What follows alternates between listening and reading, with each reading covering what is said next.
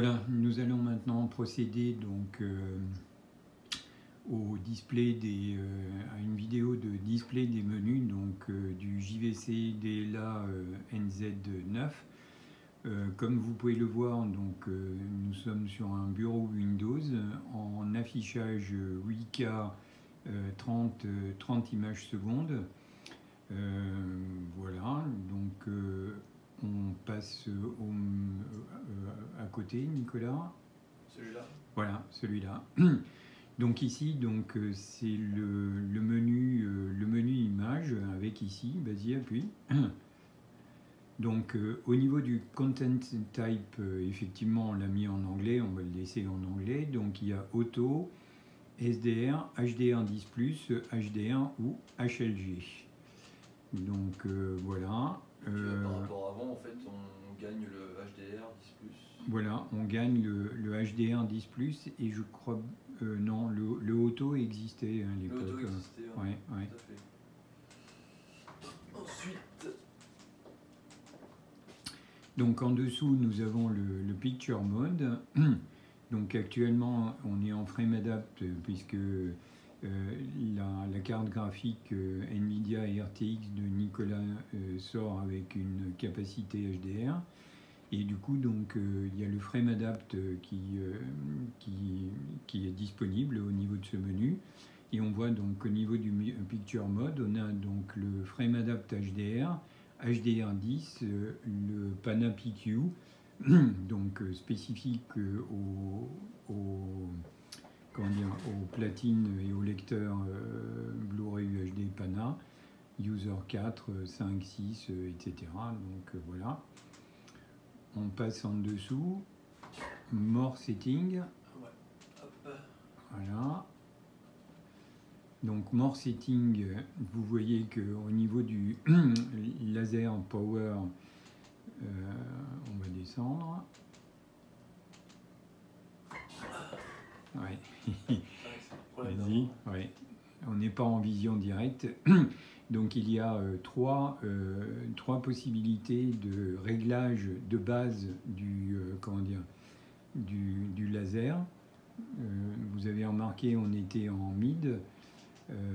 Là, on l'a passé en high, sachant que Nicolas préfère utiliser le... Voilà, vous voyez, c'est assez radical. Nicolas utilise la partie haute altitude pour avoir une ventilation renforcée. Voilà. Au niveau du dynamic control, il y a 3 modes, donc le off, le mode 1 et le mode 2. On verra plus tard ce à quoi ça correspond. Au niveau donc de l'ouverture d'iris, c'est toujours sur 15 niveaux, même si effectivement au niveau du il y a également la possibilité d'utiliser donc l'iris dynamique. Le contraste, la luminosité, couleur et teinte, voilà. Sachant qu'au niveau du Picture Mode, on a ce que l'on a vu tout à l'heure, puisque effectivement, à la base, on a une image HDR et du coup, donc, c'est détecté en tant que tel. En dessous, le Color Profile. Donc ici, on a le profile standard, donc normal, ou le wide. Le normal, c'est sans engagement du filtre. Et là, comme vous pouvez le voir, donc on a engagé le filtre. Je te propose qu'on le laisse là. Donc color management, éventuellement, donc si on utilise le color management, tu peux descendre sur le red, si on fait on, voilà, où il y a la possibilité de régler donc les 3 couleurs principales et les 3 secondaires, voilà. Ok. la température de couleur, comme on est, comme on est dans, en HDR, donc par défaut, donc il est identifié comme HDR10, sachant que vous avez vu que ça correspondait à la température couleur de 6500 Kelvin, et on peut éventuellement choisir une température de couleur différente.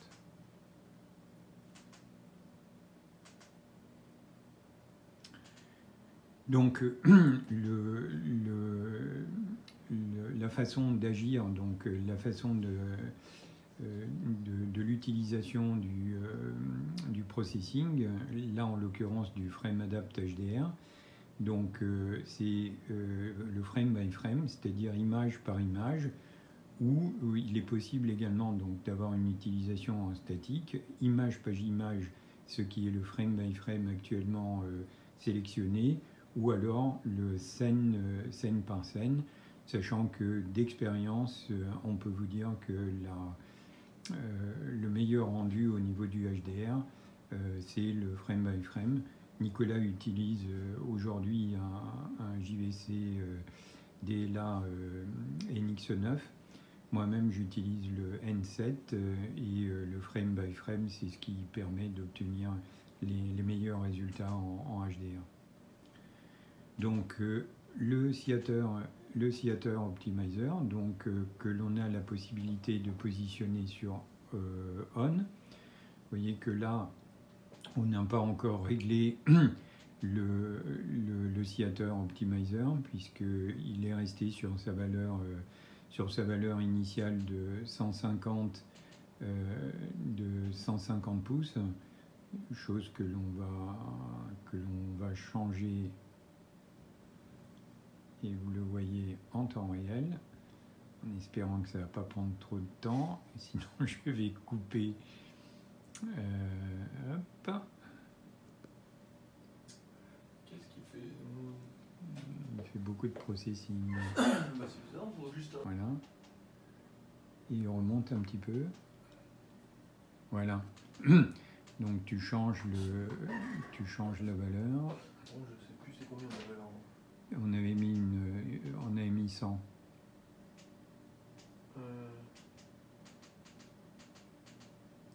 Encore un petit peu. Voilà. C'est bon. Au niveau du screen gain, ton screen gain, il est de combien? 1,7 données constructeur. Voilà, donc ok, parfait. Voilà. Ah, il s'est retrouvé là, tiens, c'est marrant. Oui, c'est logique. Voilà, on revient. Okay. Donc on a laissé le HDR level, donc c'est le niveau. Oui, je le laisserai en auto également. Voilà, c'est le mieux comme ça. Donc le MPC, grand avec. On a récupéré le MNR, me dit rien sur le N9. Non, le MNR, ça ne me dit rien non plus. On regardera dans le manuel à quoi ça correspond. Vous voyez que là-haut, donc, on a le e-shift qui est activé. Le e-shift dont on parle ici dans le contexte du NZ9, c'est le e-shift X, c'est-à-dire un e-shift positionné sur quatre directions. Donc avec au niveau du traitement graphique, donc 3 positions, standard, high res 1 et high res 2.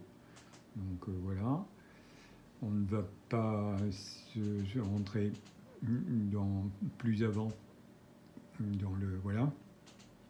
Le motion control, le MPC. Donc Clear Motion Drive, toujours sur 4 positions, donc low, high, inverse, téléciné, et puis le Motion Enhance, positionné ici à low, et on va le laisser à low. Et vous voyez que, tu peux revenir juste 30 secondes, vous voyez que à ce niveau-là, le low latency, il est positionné sur off, puisque effectivement on est en 8K et qu'en 8K, au niveau de l'entrée, il ne peut pas y avoir de low latency avec les traitements qui sont appliqués. Voilà, on va au suivant. Peut-être qu'on peut regarder les modes d'image disponibles. Ouais, bien sûr. Non, parce que là on est en HDR, donc on est obligatoirement. On verra tout à l'heure si on passe en non HDR, on regardera. Ou tu peux y aller directement, modifier la sortie Windows en non HDR.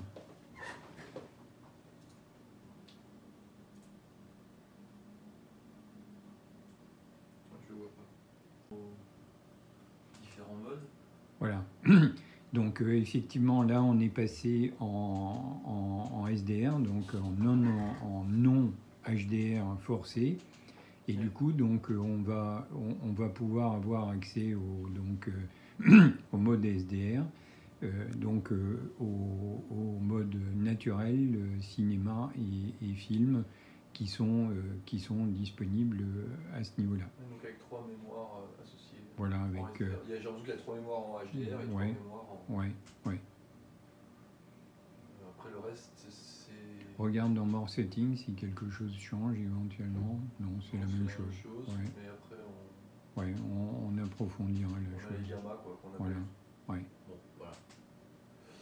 Donc, ensuite, hop, celui-là. Donc la connexion, l'input level, donc c'est les espaces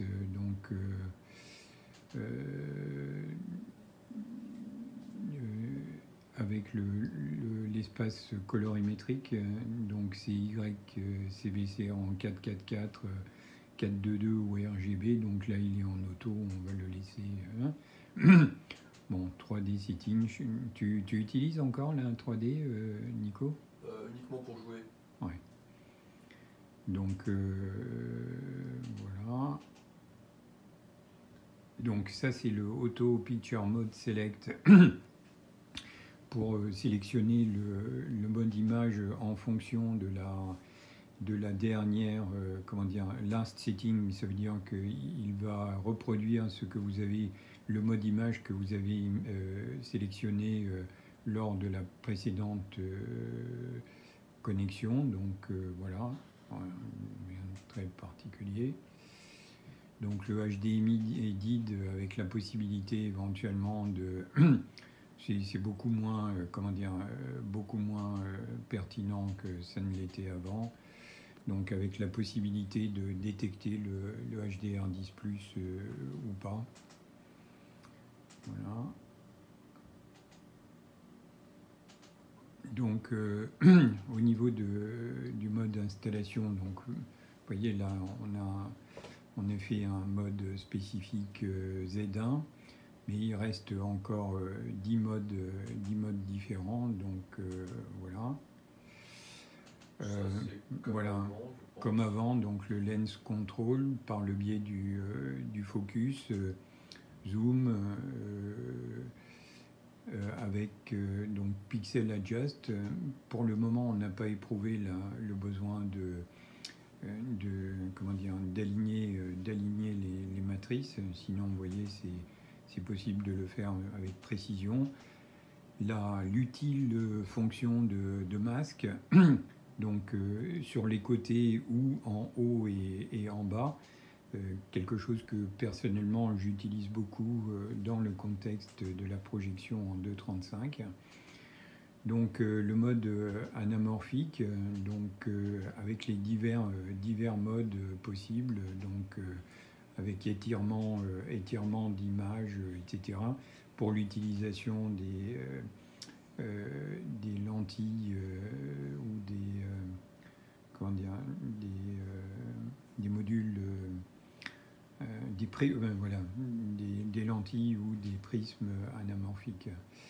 Donc l'installation mode, donc c'est en mode frontal. Pour accès à une liste d'écran préenregistrée dans l'appareil. Exactement. Et on a le le summary du Theater Optimizer que l'on a réglé tout à l'heure. Voilà, le Keystone, évidemment. Bon, voilà. Classique, ouais. Voilà. Il y a toujours le mode zoomé là, pour exploiter la matrice pleinement. Voilà, exactement. Voilà, donc le mode zoom, puisque en fait la matrice c'est une 40-96-38-40, si mes souvenirs sont exacts. Donc voilà.